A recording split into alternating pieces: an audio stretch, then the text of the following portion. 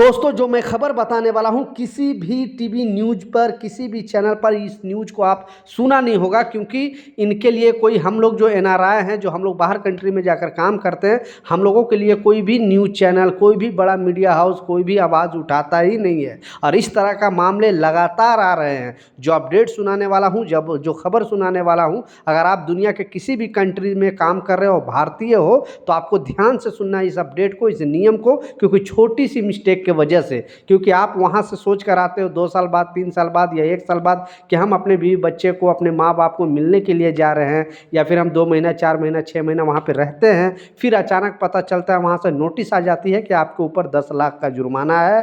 तो इस मिस्टेक को आपको नहीं करना है। तो इस वीडियो को पूरा देखिए, अंत तक देखिएगा, तभी एग्जैक्टली समझ में आने वाला है कि न्यूज़ क्या है, अपडेट क्या है। तो चैनल पर नए हो तो चैनल को सब्सक्राइब जरूर कर ले और एक लाइक जरूर करें, ताकि मैं आपके लिए भी आवाज़ उठा सकूं, क्योंकि जितने भी बड़े बड़े मीडिया हाउस है, वो लोग इस तरह का न्यूज़ आपको देंगे ही नहीं, क्योंकि उनको 2, 4, 5 लोग, 10 लोग के साथ अगर घटना घट रहा है तो इससे मतलब उनको नहीं है, क्योंकि उनको टीआरपी नहीं मिलेगी। लेकिन हम लोग जो 3.5 करोड़ से ज़्यादा प्रवासी बाहर कंट्री में काम करते हैं, उनके लिए कोई आवाज़ उठाने वाला नहीं है। इसलिए इस खबर को ध्यान से सुनना, और लोगों के साथ, या आपके कोई रिश्तेदार अगर बाहर कंट्री में काम कर रहा है, या इन फ्यूचर आप जाने वाले हो, तो अभी से अगर आप समझ जाओगे तो आपके ऊपर इस तरह का जो है सिस्टम नहीं लागू होगा। तो चलिए स्टार्ट करता हूं, बताता हूं जो खबर है, अपडेट है। उससे पहले फ्लाइट से रिलेटेड अपडेट है, वो भी बताता चलूं। अगर आप भी लेटेस्ट में ट्रैवल करने वाले हो, किसी भी गल्फ़ कंट्री से इंडिया आ रहे हो, आप मुंबई एयरपोर्ट पे आ रहे हो या फिर दिल्ली आ रहे हो, और भी जैसे लखनऊ है, तो आने से पहले आप अपडेटेड रहे, क्योंकि बहुत सारे फ्लाइट अभी कैंसिल हो रहे हैं। कैंसिल होने का कारण जो है वो है पानी, बहुत बारिश होने का। आपको मालूम है कि इंडिया में बरसात की वजह से मुंबई में 3 दिन से लगातार बारिश हो रही है, दिल्ली में भी हो रही है, लखनऊ में भी हो रही है, वाराणसी में भी हो रही है, बहुत जगह पे मतलब बारिश हो रही है। तो बहुत सारे फ्लाइट को डाइवर्ट भी कर दिया जा रहा है।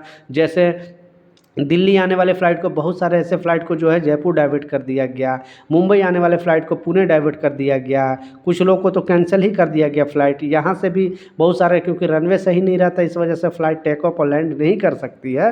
तो कहने का मतलब है कि आप अपडेटेड रहें। अपडेटेड रहोगे तो आप पहले एयरपोर्ट जाने से पहले आपको सारा चीज़ पता चल सके। दूसरा जो इम्पोर्टेंट अपडेट है, आपने बिल्कुल टाइटल थंबनेल में सच पढ़ा है कि हम प्रवासी जो बाहर कंट्री काम करते हैं और वहाँ से 1 साल या 2 साल, ज़्यादातर 2 साल बाद ही अपने फैमिली से, जैसे गल्फ़ कंट्री में आप ओमान में हो, कतर में, सऊदी में, बहरीन में, दुबई में, या फिर खाड़ी के देश के अलावा आप भी यूरोपियन कंट्री में भी हो, तो जब यहाँ पे आते हो तो आप सोचते, मान लीजिए 2 साल, 4 साल, 5 साल, 10 साल काम कर लिया, और आपने वहाँ जाने के बाद अपना एक अकाउंट ओपन कराते हो, एनआरआई अकाउंट। वहाँ पे आपको मालूम है कि जब एनआरआई अकाउंट ओपन कराते हो तो उसमें आपको टैक्स वगैरह भारत सरकार नहीं लेती है। जितना भी पैसे यहाँ पे रखोगे तो भारत सरकार टैक्स नहीं लेती है। लेकिन उसको कुछ रूल आपको समझना पड़ेगा, क्योंकि एक छोटी सी प्रॉब्लम की वजह से आपको बहुत बड़ा मुश्किल का सामना करना पड़ सकता है। जेल भी जा सकते हो और 10 लाख तक का जुर्माना भी लग सकता है। ऐसे बहुत सारे लोगों के साथ घटना घटा है। तो हो क्या रहा है, जब भी एनआरआई वहाँ पे अकाउंट ओपन करा लेते हो, और जब अस्थायी रूप से अगर आप इंडिया में आ जाते हो, तो उस एनआरआई अकाउंट को जाकर आप कन्वर्ट जरूर अपने ब्रांच में करा लें। यानी एनआरओ करा लें, या फिर यहाँ का जो नॉर्मल सेविंग अकाउंट है वो करा लें। अगर वो नहीं कराओगे और 6 महीना से ज़्यादा यहाँ पे रहते हो और उस अकाउंट को आप लगातार यूज करते रहते हो, तो जो गवर्नमेंट का गाइडलाइंस के हिसाब से आपके ऊपर 10 लाख तक का जुर्माना लगेगा, और लगातार उल्लंघन करोगे तो आपको जेल भी जाना पड़ सकता है। तो इस वीडियो को प्लीज़ शेयर कर देना, ताकि लोगों को इसकी जानकारी मिले, और जल्दी से जल्दी, अगर वो अस्थायी रूप से 1-2 महीना, 3 महीना इंडिया में छुट्टी में रहोगे, प्रॉब्लम नहीं है।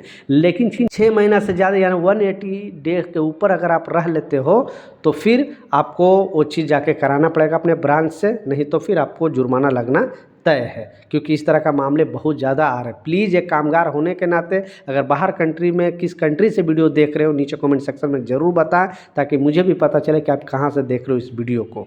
मिलता हूँ नए अपडेट के साथ, नई जानकारी के साथ। जब तक, जय हिंद।